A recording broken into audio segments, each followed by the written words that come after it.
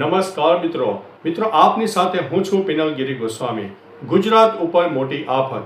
જી હા દોસ્તો, ગુજરાતમાં ચોમાસાની શરૂઆત થતાં જ ચાંદીપુરા વાયરસનો ખતરો ફરીથી એકવાર ચિંતાજનક રીતે વધી રહ્યો છે। અહેવાલો મુજબ રાજ્યમાં આ વાયરસને કારણે અત્યાર સુધીમાં મિત્રો 3 બાળકોના મૃત્યુ થયા છે અને અન્ય કેટલાક શંકાસ્પદ કેસો પણ સામે આવી રહ્યા છે। મિત્રો, આરોગ્ય વિભાગ આ મામલે સંપૂર્ણ એલર્ટ મોડ ઉપર આવી ગયું છે। આ જીવલેણ વાયરસને લગતા અત્યાર સુધીના મુખ્ય સમાચાર અને વિગતોની વાત કરીશું। મુખ્ય અપડેટ અને વાયરસની શું છે પરિસ્થિતિ, મુખ્ય આંક અને અસરની ખાસ વાત કરીશું। હિંમતનગર એટલે કે સાબરકાંઠા સિવિલ હોસ્પિટલમાં સારવાર લઈ રહેલા રાજસ્થાનના એક 6 વર્ષના બાળકનો રિપોર્ટ પોઝિટિવ આવ્યા બાદ મૃત્યુ થયું છે। આ સિવાય પંચમહાલ જિલ્લાના ગોધરા તાલુકાના વિંજોલ અને સરદારપુરા ગામના 2 બાળકો જેમની ઉંમર 3 વર્ષ અને 4 વર્ષ હતી તેમાં પણ શંકાસ્પદ લક્ષણો જણાતા તેમના પણ મૃત્યુ થયા છે। મિત્રો, નવા શંકાસ્પદ કેસ પણ સામે આવી રહ્યા છે।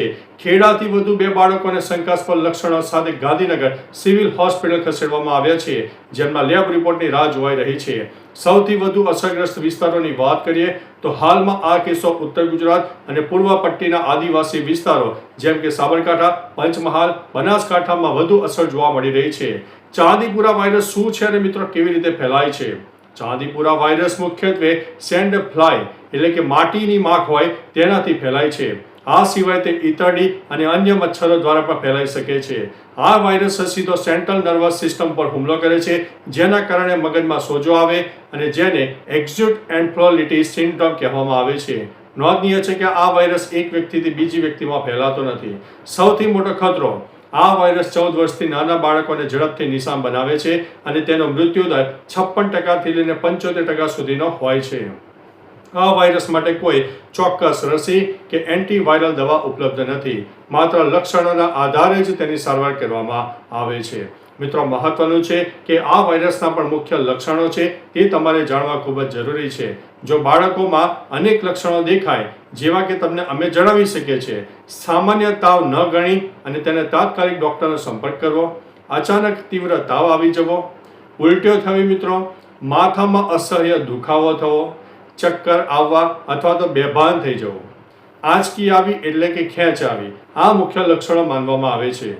મિત્રો, આરોગ્ય વિભાગના પગલાં અને સાવચેતી સરકારના એડિશનલ ચીફ સેક્રેટરી એટલે કે રાજીવ ટોપનોનાએ જણાવ્યું છે કે રાજ્યના 21 જિલ્લાના 61 જેટલા ગામોમાં સઘન ચેકિંગ અને ડ્રાઈવ પણ શરૂ કરવામાં આવી છે। મેડિકલ ટીમો પણ મિત્રો તૈનાત કરવામાં આવી છે। 600થી વધુ આરોગ્ય ટીમો દ્વારા અસરગ્રસ્ત વિસ્તારોમાં ડોર ટુ ડોર સર્વે કરવામાં આવી રહ્યો છે। જંતુનાશક દવાઓનો છંટકાવ પણ કરવામાં આવી રહ્યો છે। સેન્ડ ફ્લાય એટલે કે માખીનો નાશ કરવા માટે કાચા મકાનોની દિવાલ પર માટી પૂરવી અને ઇન્ડોર જંતુનાશક પાવડર એટલે કે મેલાથિયોનનો છંટકાવ કરવાની કામગીરી યુદ્ધના ધોરણે ચાલુ કરી દેવામાં આવી છે। મિત્રો, વાલીઓ માટે ખાસ સલાહ છે કે ચોમાસા દરમિયાન બાળકોની આખી બાયના કપડાં પહેરાવવા અને ઘરની આસપાસ સ્વચ્છતા જાળવવી અને મચ્છરદાનીનો મિત્રો ખાસ ઉપયોગ કરવો। આ તેના એક કહી શકાય કે સાવચેતીના ભાગરૂપે આપણે ચોક્કસથી આટલું કરી શકીએ છીએ। બાકી મિત્રો, તમારા વિસ્તારમાં પણ ગંદકી હોય તો તેને સ્વચ્છ કરવા માંડજો અને કંઈક નાની મોટી તિરાડો હોય તો તેને પણ પૂરી દેજો અને માખી મચ્છરથી તમે થોડા દૂર રહેજો, જેથી આપણે સ્વાસ્થ્ય સામે મોટી તકલીફ ન થાય। તો ચાલો મિત્રો, ફરી લેટેસ્ટ ઇન્ફોર્મેશન અને નવા સમાચાર લઈને મળતા રહીશું। ત્યાં સુધી અમને રજા આપશો। નમસ્તે।